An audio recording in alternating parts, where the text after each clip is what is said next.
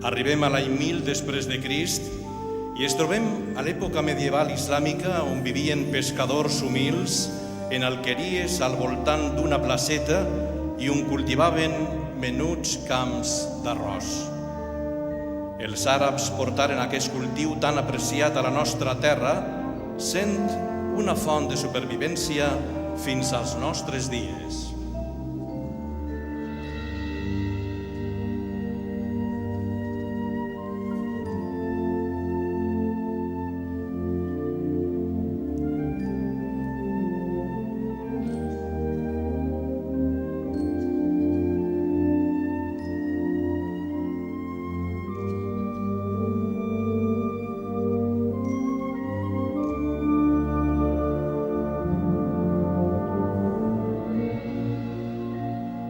Ixe menut mar que en tant tal valor tenien els romans, als que dedicaren especial atenció i cura, tenint-lo per oferir distracció als governants, al igual que els àrabs que la cedien com a premi a rellevants serveis.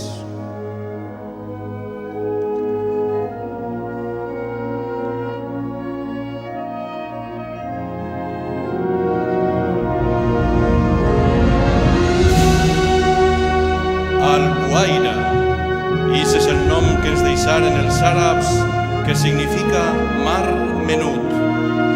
Al-Buhaira, espill de sol, esmeralda sobre la qual corre un riu de perles blanques i en ella brilla perpètua una llum encegadora, califa de plata i bressol de la vida.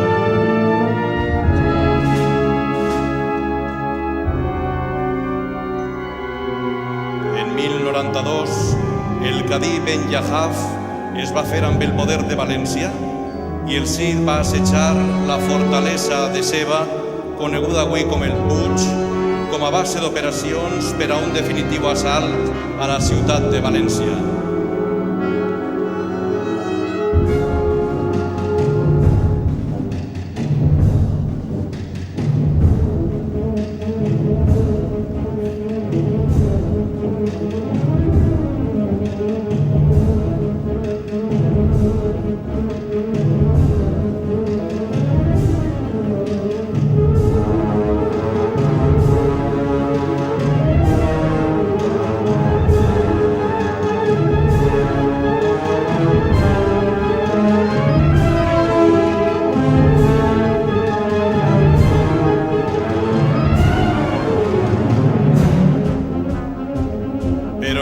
La pressió dels almoràvits no va desistir.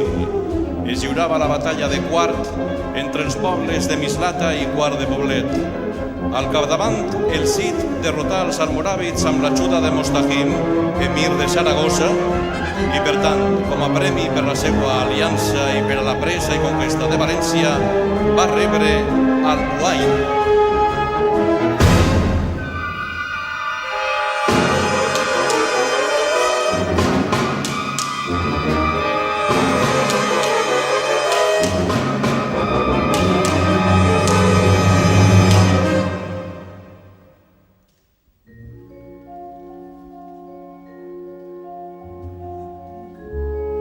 Cert és que a partir de la conquesta de la capital per Jaume I en 1238 es trobem documents que donen fe de l'interès dels reis per regular la possessió del llac en les seues mans reials mitjançant ordenances i cartes reials.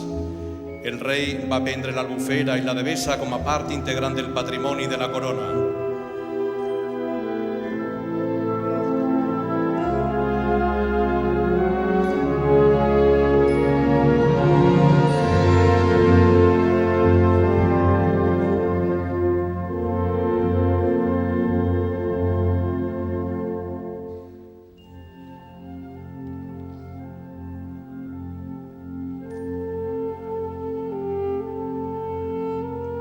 L'any 1238, el rei cristià Jaume I conquistaria València i seria amo i senyor del llac després de la fundació del Regne de València.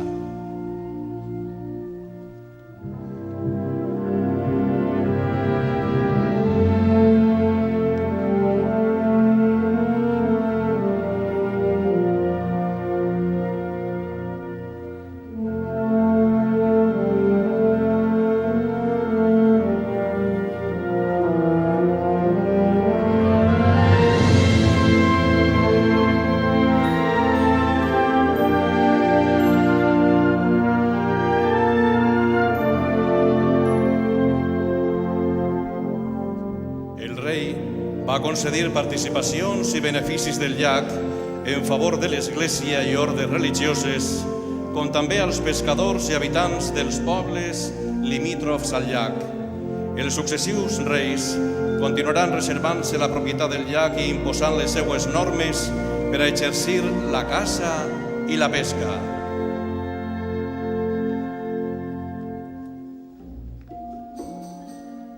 Jaume I va ordenar desfer-se dels arrossers propers a la ciutat de València a fi que no es propagaren malalties com el paludisme, limitant el seu cultiu a l'Albufera. Esta mesura va dificultar les condicions de vida que van empitjorar les freqüents inundacions. És de destacar el privilegi donat per Martí l'Humà en 1404, que junt als donats pel rei Jaume I representen encara que als habitants de l'Albufera la tradició respectada per tots. Felip V, per la reial cèdula de l'any 1708, cediu el senyoriu del llac i vila al marquesà de Cullera a Cristóbal de Moscoso, conde de les Torres, en recompensa pels serveis prestats pel comte en la guerra de successió a la corona d'Espanya.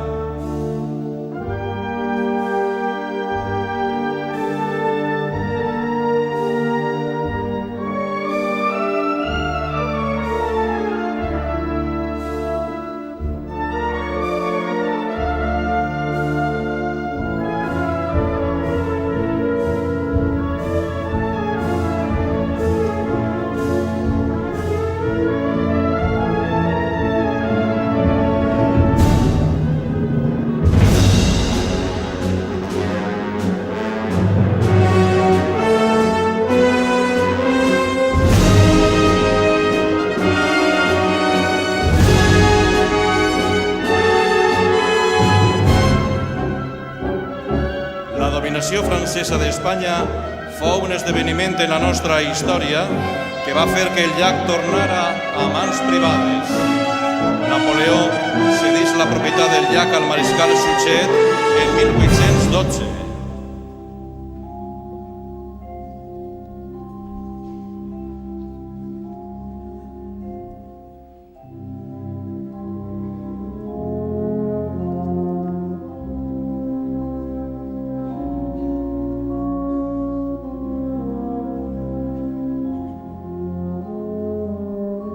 Passats els anys turbulents de la guerra contra la invasió francesa, el rei Ferran VII va tornar de l'exili a la seva mort, la seva filla i hereva del tro d'Espanya, la reina Isabel II, va disposar que la propietat i ús de l'Albufera tornara als reials patrimonis de l'Estat i no de la corona, per la llei de 18 de desembre de 1869.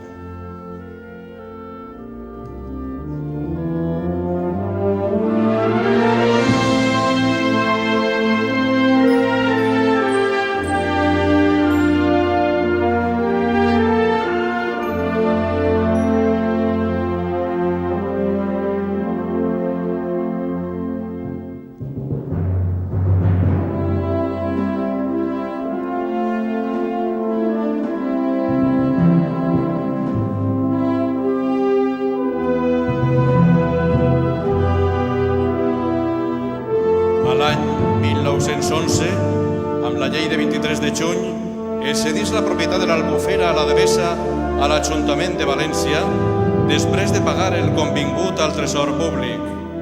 La propietat de l'Albufera passaria definitivament a l'Ajuntament de València en l'any 1927.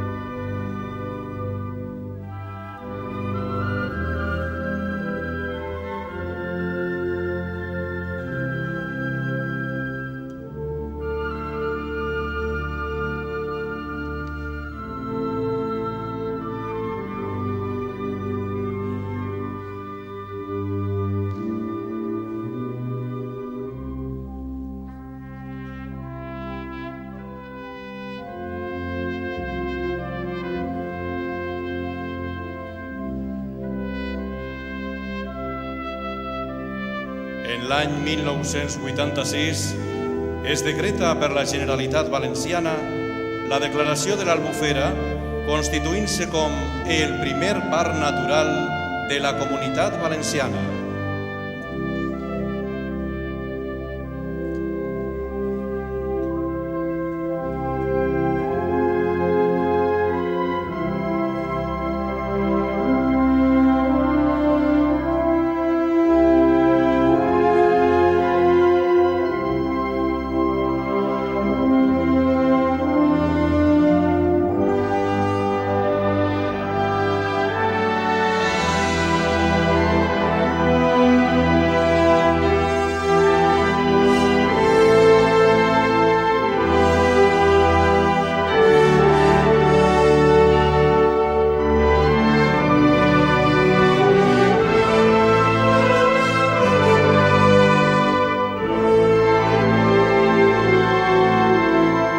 No deixem que mai acaben amb ella, doncs qualsevol llaga seria mortal i ja està ferida.